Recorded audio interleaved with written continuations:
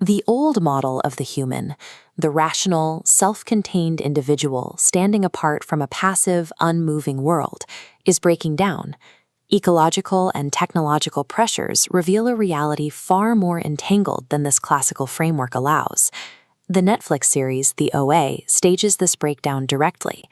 Across 2 seasons, the show pivots around a group of people performing precise, synchronized physical choreographies and features extended encounters with a telepathic giant octopus.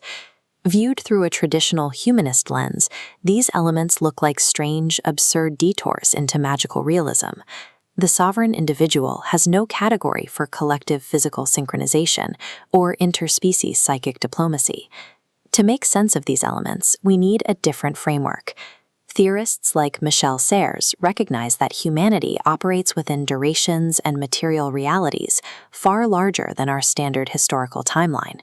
Braidotti adds to this by defining a post-human condition. Together, they argue that human life is actually a series of transversal relationships, a state of deep material integration with the environment, shaped by profound dependence on non-human forces. The series creators, Britt Marling and Zal Batmanglij, operate essentially as practitioners of this theory. They use television to build structures that accommodate this distributed, interdependent model of life. The show functions as an aesthetic cartography. It maps a new, relational ontology, taking the dense philosophical concepts of posthumanism and translating them into sensible visual form. The show's most alienating moments are deliberate. By deconstructing them, we uncover a rigorous post-human architecture operating just beneath the surface of the narrative. Serres identifies a specific error in how we perceive our place in the world. He specifically calls it the Gardner illusion. This timeline illustrates that assumption. It shows human action unfolding along a stable, flat historical timeline, while the Earth and its systems serve as a passive backdrop, a quiet garden that simply receives whatever we do to it.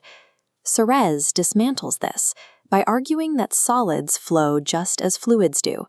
If you look below that timeline, what seems like a stable background to us is actually a mass of geological, evolutionary, and cosmic processes, moving at rhythms too slow for our ordinary perception. Within this expanded temporal frame, the human body is no longer a solitary agent dictating terms to nature. It is a composite node, a temporary intersection of ancient durations and material histories that exist far outside human consciousness. The OA applies this directly to its characters. The series treats bodies not merely as vessels for private experience, but as archives and thresholds where these deep time processes are transmitted. The environments in the series reflect this shift. Spaces store physical traces, networks of roots facilitate communication, and the world itself answers back.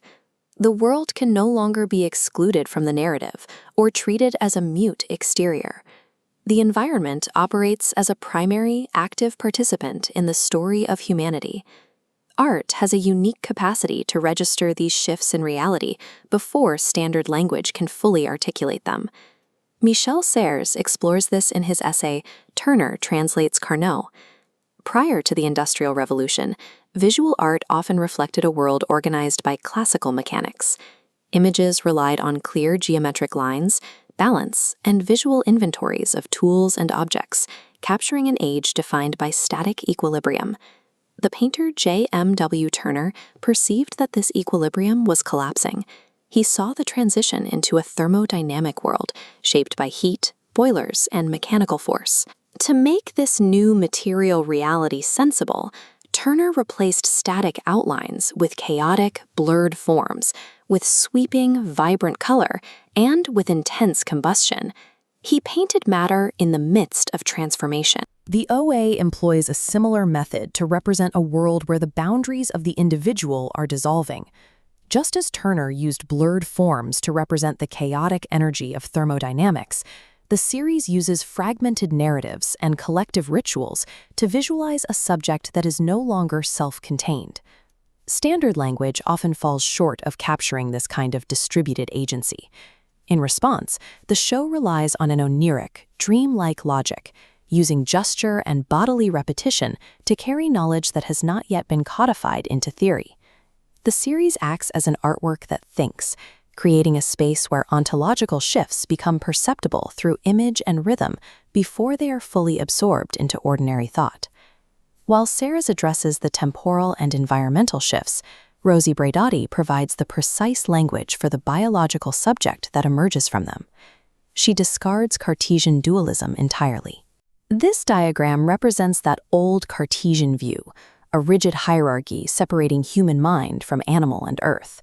In its place, Braidotti establishes the nature-culture continuum, where life is understood as materially embedded and inherently self-organizing.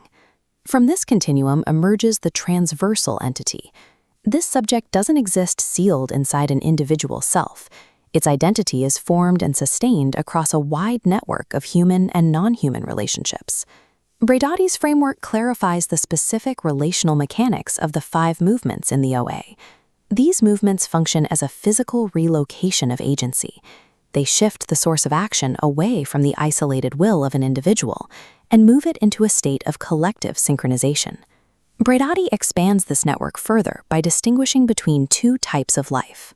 There is bios, which is the political, human-centric organization of life, and zoe, the dynamic, generative vitality common to all living matter. She advocates for zoe-centered egalitarianism.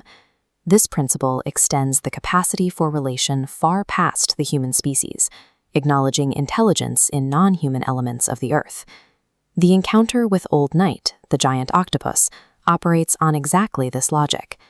The scene stages an active moment of interspecies diplomacy, demanding that the viewer take zoe-centered intelligence seriously as a source of communication. The elements that seem the most alienating, the psychic animals and synchronized bodies, are precise aesthetic representations of a subject embedded in the nature-culture continuum. The OA functions as an artwork that thinks at the level of form. It takes deep-time materiality and relational subjectivity and fuses them into a coherent visual reality. The moral universe of the show is defined by how characters approach this reality. The antagonist, Hap, pursues knowledge through physical captivity, enforcing a strictly parasitic model of extraction. He takes all and gives nothing. Prairie and her group practice the inverse. Their actions mirror Serres's proposal for a natural contract, a mode of existence grounded in mutual obligation, shared risk, and reciprocal trust. There are limitations to these philosophical models. Serres's use of the word contract still carries juridical baggage, and his metaphors occasionally rely on the vertical hierarchies he attempts to dismantle. Yet, layered with Braidotti's transversal networks, these theories dismantle the fantasy of human exceptionality.